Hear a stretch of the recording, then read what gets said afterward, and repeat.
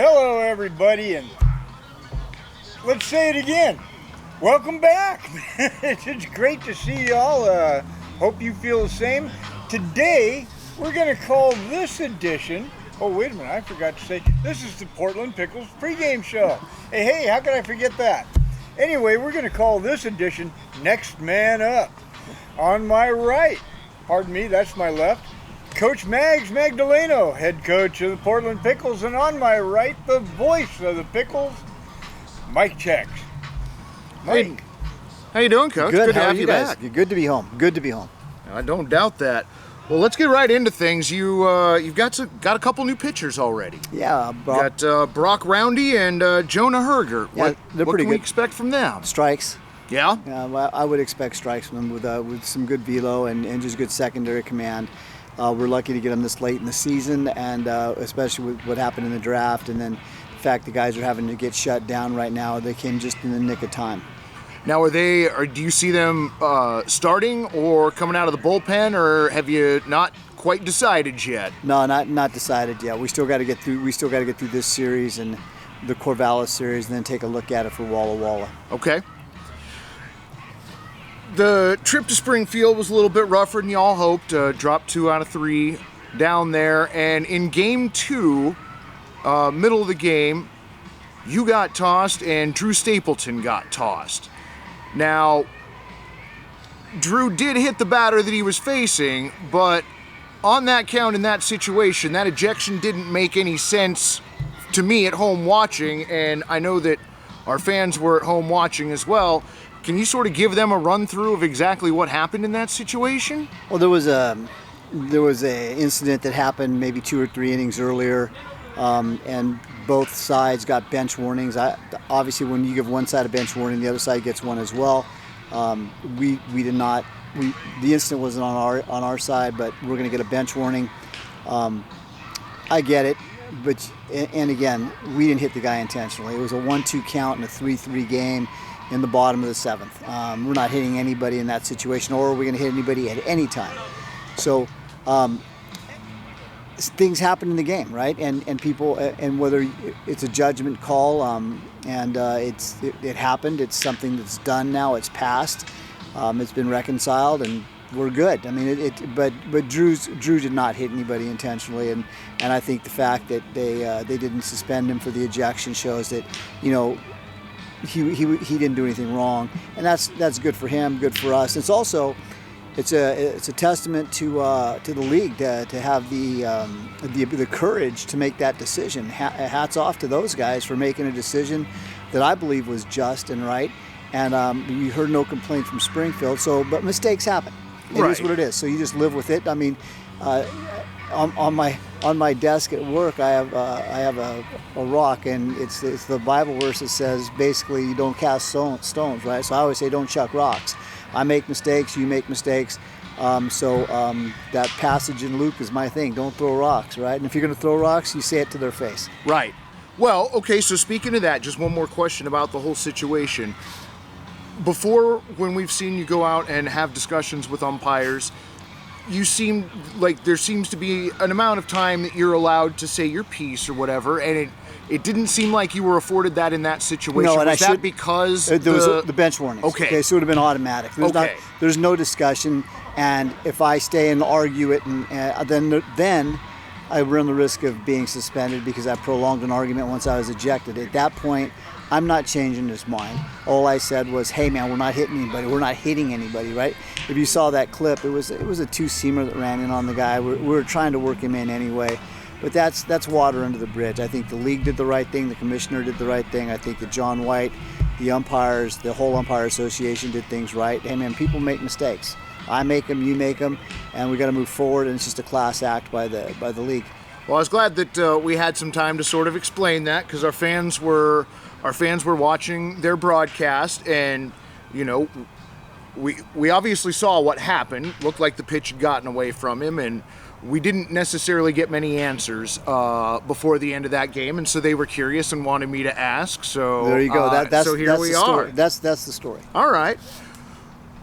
We know the playoffs are coming soon, and do you actively tell your players not to look at the standings? Is that like, what is your policy surrounding the coming end of the season and scoreboard watching and standings watching? Like, how do you handle that?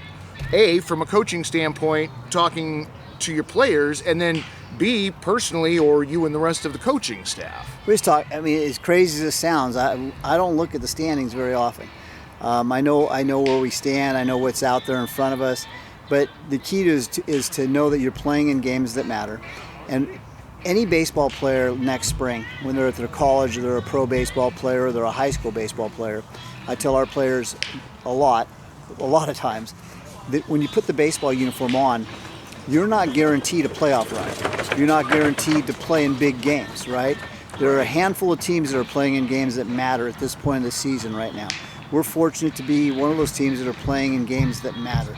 So don't worry about what other teams are doing. Don't worry about where you stand in the race. Don't worry about anything. We talked about that today, man. We talked about, this is crazy. We talked about chi, bioenergy, and only because my wife at breakfast this morning was talking about it. And she said, "Do you talk to your team about chi or chai or whatever she called it?" I said, "Was that a tea?" I have no idea what she's talking about, right? But so I started looking at it, and it's just about breathing, and thinking positive things and being positive about what you go into, so that you combat the negative. And the negative in baseball, there's a lot of negative, right? You're going to get, right. If you get 10 at bats, you're going to come for great hitters are coming back to the dugout 7 times. Right. You know, so it's a hard game, and you've got to deal with negative. So we just want to relax and play what we've been doing. We know that we're missing Jack Mecho at shortstop. We know that we've been without a couple of players with injuries, but to have Mecho out of the lineup is huge. People don't realize he's produced 73 runs in 37 games, which is a Pickles record. Runs production. He hasn't been in the lineup for over 7 days, and so when you look at us, we're 4-6 over the last 10. There's a reason why we're playing with a guy who is in the middle of our lineup, and usually is coming up with ability to drive guys in the way the lineup was made. No excuses, but we've got to get him healthy, and he's close. Okay. But we also can't play him if he's only at 70%, 75%. He plays shortstop. It's just not going to work. Plus, we're not going to risk an injury so that carries on into the fall season for him at his school. So we've got to be really careful with what we do with him and how we do with him, and we've got to just figure it out. Next man up, right? Right. Is it safe to say he's day-to-day right now? I saw you got him in the lineup to where he could be available to pinch hit if you needed him to be, but I also saw he's not starting again. I don't know that we're day-to-day yet. I mean, okay. I'm waiting to see when the trainer gets here, and she'll give me a report. Erin's great at what she does, and we'll see what she says. But right now, I'm just putting him down because I like putting his name in the lineup. It's like sleeping with a teddy bear, right? You got to have a security blanket. Right? No, It's my security blanket. So I want to make sure he's that. there just in case we need a pinch hitter or something. No, and I think that's smart. So fans, it's Waterboy night here at Walker Stadium, and we'll keep this easy. What is your go-to comedy? Like if you've got control of the remote and you can pick any movie that you want to watch, what is your go-to comedy? You know, I like The Waterboy. I think it's I think it's a good movie. But go-to comedy, there's so many good movies out there, right? It's hard to say which one would make me laugh the most. But I mean, Christmas Vacation makes me laugh all the time. I love Christmas Vacation. Right? I actually injured myself watching that in the movie theater. I love that movie. You know, Bad Santa cracks me up. I like, there's a lot of movies out there that bust me. But yeah, Waterboy's in the top 10 for sure. I mean, I love that movie. I just love that movie. It's fun. Yeah, no, I love that as well. And if you get a chance, Gary actually has a Waterboy football jersey on tonight. Like, he came dressed for the part tonight. That's pretty cool. Yeah, no, it's pretty great, Coach. Yeah, that's pretty cool. Well, fans, I don't think I have anything else. Hey, I do. You? All right. Hey, listen, if you're watching this right now, your Pickles are a little banged up. We're playing in games that matter. We're following our process. But when we get home, man, we live off your energy. So pack the walk. Pack the walk this weekend. Pack the walk Monday on that rain makeup. Pack the walk Tuesday and Wednesday and Thursday when Corvallis rolls in. Pack it. Absolutely pack it. We live off your energy right now. My guys have been busting off. We've only had 2 days off all summer. We're running on fumes right now, man. So your energy, we'll live on it. So come pack the stadium.